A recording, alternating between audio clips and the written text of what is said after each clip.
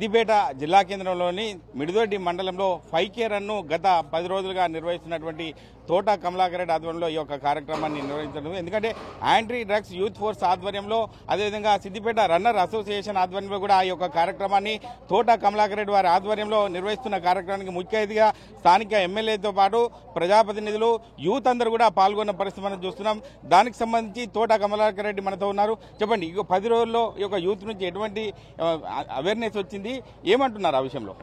అద్భుతమైనటువంటి స్పందన వచ్చింది. ఎందుకంటే ఇప్పుడిప్పుడే మా ప్రాంతంలో కొంతమంది యువకులు ఈ గంజాయి, డ్రగ్స్ లాంటి మాదక ద్రవ్యాలు, మత్తు పదార్థాలకు అలవాటవుతున్నటువంటి ఈ సందర్భంలో మా దృష్టికి రాగానే వెంటనే ఈ కార్యక్రమాన్ని అందుకొని మేము ఒక అవేర్నెస్ ప్రోగ్రాం లాగా ఒక అవగాహన కల్పించడం కోసం, యువత అంటే బంగారు భవిష్యత్తు ఉండాలి, యువత అంటే ఈ దేశానికి వెన్నుముక లాంటి వారు, మనము ఈ మత్తు పదార్థాలకు బానిస అయిపోతే ఈ దేశ భవిష్యత్తే ప్రశ్నార్థకంగా మారిపోతుంది అనేటువంటి ఒక కాన్సెప్ట్ని తీసుకొని గ్రామాలకు పోయినప్పుడు ఎక్కువ సంఖ్యలో పెద్ద ఎత్తున యువకులే ముందుకొచ్చి, అంటే ఏ ఉద్యమం అయినా కూడా యువకులు ముందుకు వస్తేనే ఆ ఉద్యమానికి బలం చేకూరుతుంది. కాబట్టి ఈ ఉద్యమంలో కూడా డ్రగ్స్ను నిర్మూలించేదానికి కూడా ఏ గ్రామానికి వెళ్ళినా కూడా ఈ 10 గ్రామాల్లో యువకులు పెద్ద ఎత్తున కదిలి వచ్చి ఈ డ్రగ్స్ నిర్మూలనలో మేము కూడా ముందుంటాం.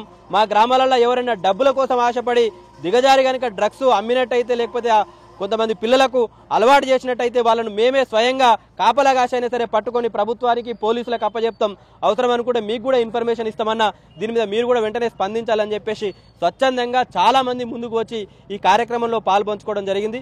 డ్రగ్స్ అంటే కొంతమంది ఇంకా తెలియని వాళ్ళకు కూడా, అంటే తెలియకుండానే వాళ్ళకి అలవాటు అయినప్పటికీ కూడా దాని మీద అవగాహన కల్పించి యువతను కానీ, విద్యార్థులను కానీ, చిన్నపిల్లలు కానీ అటువైపు పోకుండా వాళ్ళు ఒక మంచి భవిష్యత్తు వైపు వెళ్లే విధంగా మేము ఈ కార్యక్రమాన్ని గ్రామాన తీసుకువెళ్లడం జరిగింది. అదేవిధంగా పార్టీలకు అతీతంగా అన్ని పార్టీలను కూడా ఏకతాటిపై తీసుకొచ్చిన ఘనత కూడా చెప్పుకోవచ్చు.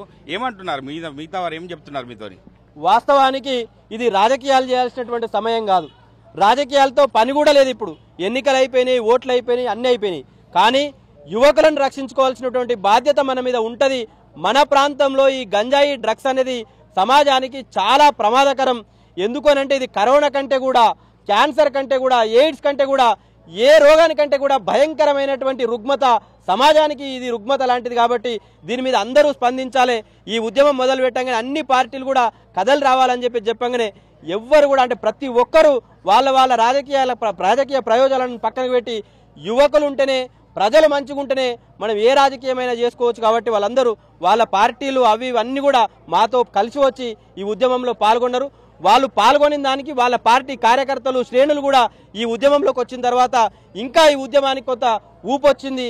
పెద్ద ఎత్తున గ్రామాల్లో ప్రజలు పాల్గొనడం కూడా జరిగింది. దాంతో ఈ డ్రైవ్ ను 10 రోజుల పాటు నిర్వహిస్తున్నారు. రాబోయే రోజుల్లో నిరంతర ప్రక్రియ అనుకోవచ్చా ఇది?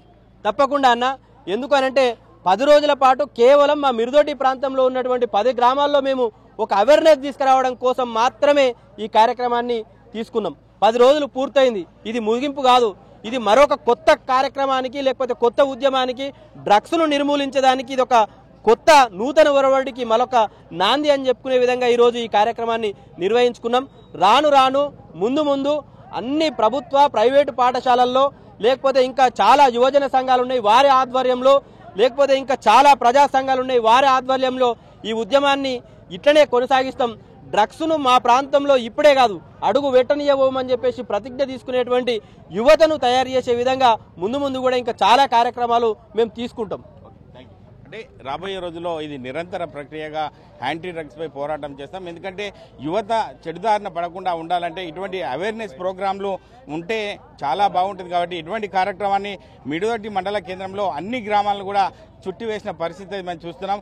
రాబోయే రోజుల్లో మిగతా గ్రామాల్లో కూడా చేయడానికి మేము సిద్ధంగా ఉన్నామని చెప్పి నిర్వాహకులు తోట కమలాకర్ రెడ్డి చెబుతున్నారు. కెమెరామెన్ ఎల్లవరితో మహేష్, RTV, సిద్దిపేట జిల్లా. మరిన్ని వీడియోస్ కోసం ఛానల్ ని సబ్స్క్రైబ్ చేయండి. లేటెస్ట్ అప్డేట్స్ కోసం వాట్సాప్ ఛానల్ ని ఫాలో అవ్వండి. ఆ లింక్ డిస్క్రిప్షన్ లో ఉంది.